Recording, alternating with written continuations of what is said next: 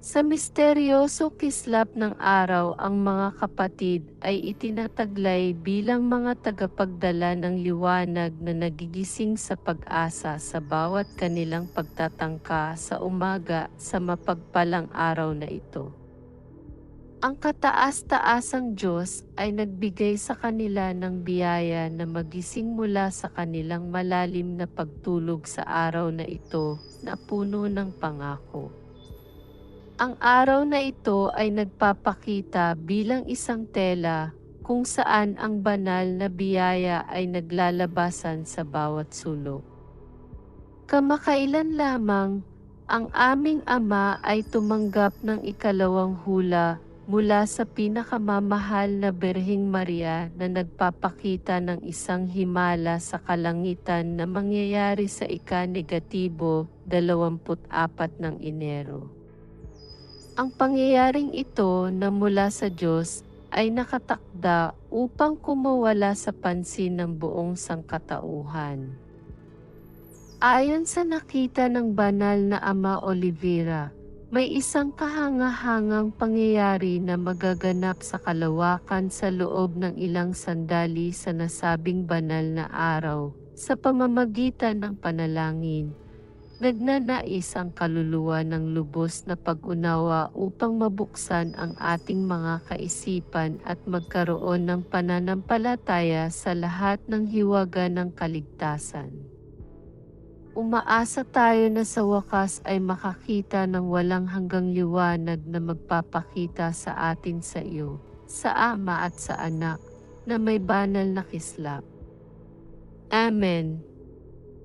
O Panginoong Hesukristo, bigyan mo kami ng lubos na kalayaan, kakayahang pangangatuwiran, pag-unawa, at pagnanais na lahat ng mga biyayang ipinagkaloob mo ay maging gabay sa amin. Ang mga mensahe na ito ay hindi lamang nagpapahiwatig ng isang himala sa kalangitan, kundi nagbibigay diin din sa kahalagahan ng napiling petsa. Pinapaalalahanan ang sangkatauhan na maging saksi at mag-isip hinggil sa himala sa kalangitan na naghihintay sa kanila sa ika-24 ng Enero. Ang mensaheng ito ay ibinabahagi sa inyo, mga minamahal na anak ng banal na puso. Ang aking pag-ibig ay sumasaklaw sa inyo sa kalooban ko. Gabayan nawa kayo ng ligtas na landas bilang ina ng buong sangkatauhan. Nagbibigay ako sa inyo ng paalala at mensahe upang kayo ay mag-ingat. Mahalaga na magtuon kayo ng pansin sa ika-24 ng Enero sapagkat sa araw na ito ay may isang mahalagang pangyayaring mangyayari sa kalangitan na puno ng hiwaga at paghanga.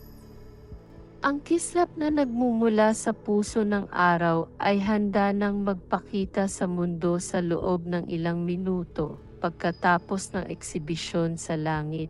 Ang nagsasalita ay lilitaw sa kanyang buong kabuuan, ilang segundo lamang pagkatapos na manifestasyon bilang isang kahangahangang hugis na nabibihisan ng kasuotang puno ng kalinisan. Pupuno ng langit ng isang kahinhinan at grasya na umaabot sa labas ng pangunawa. Sa mundanong okasyon ng araw na iyon, inirerekomenda na gawin ang isang masusing ritual na may malalim at espiritual na kaugnayan. Kasama dito ang pagbubukas ng lahat ng pintuan sa inyong tahanan, na lumilikha ng isang magkakakabit na landas na nagkakaisa ang inyong espasyo sa mundo.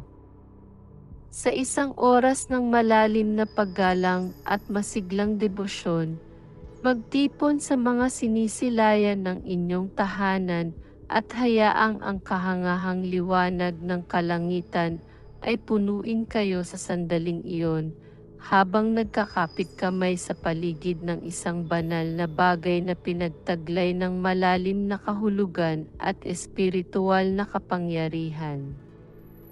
Ituro ang bagay patungo sa astrore, ang pinagmulan ng liwanag at buhay, habang pinupuno ng mga sinag ng araw ang inyong tahanan.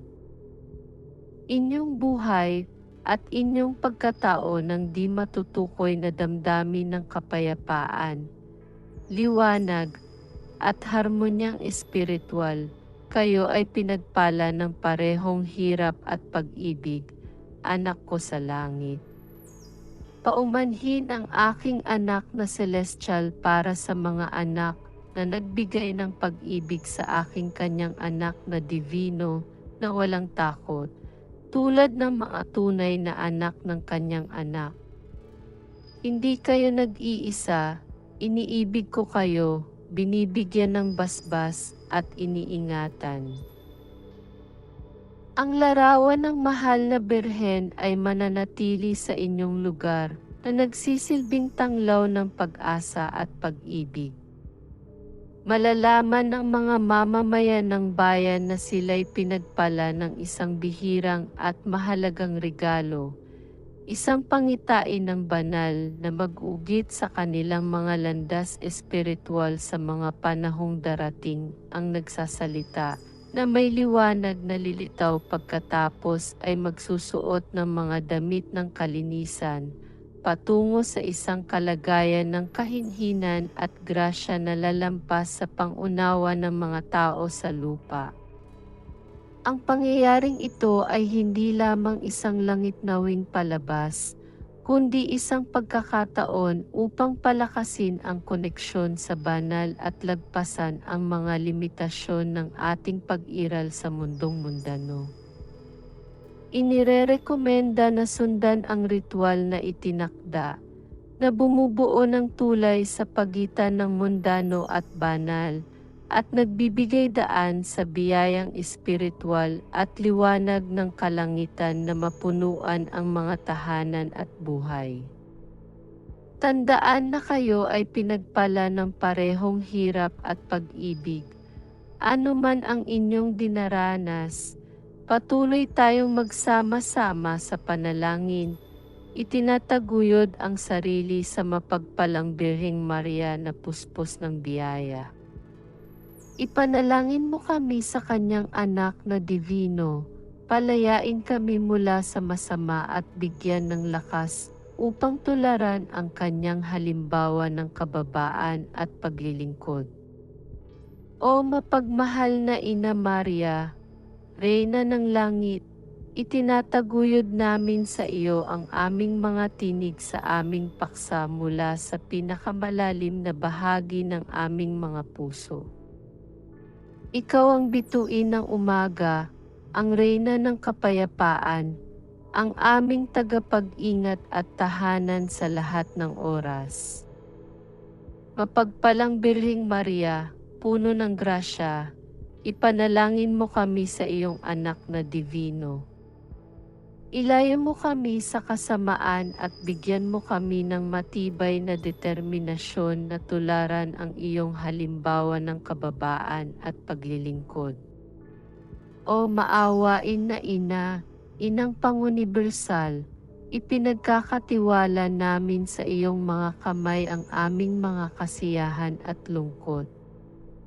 Pagkalooban kami ng di mabilang na pagmamahal at patuloy na pag-aalalay sa aming paglakbay sa landas ng pananampalataya.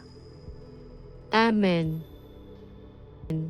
Kung gusto mong makita pa ang maraming video ng ating Panginoon, magsulat ng "Gusto ko ito" sa ibaba sa mga komento. Kita-kits sa madali.